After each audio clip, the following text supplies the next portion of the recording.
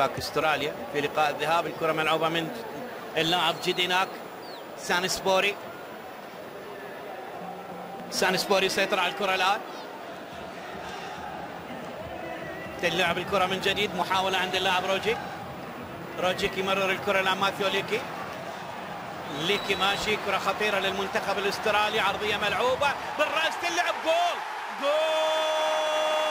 مرة أخرى. يعود اللاعب تومي يوريج ويسجل تومي يوريج يسجل من كرة جدا سهلة. هدف التقدم للمنتخب الاسترالي بالدقيقة 36 من عمر المباراة. هدف بشكل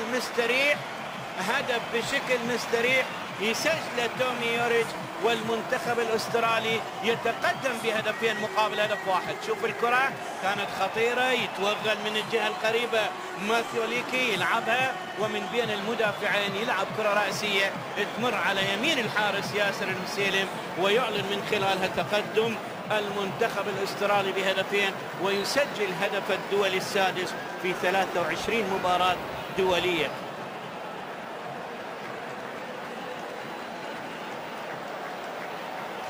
هدفين مقابل هدف.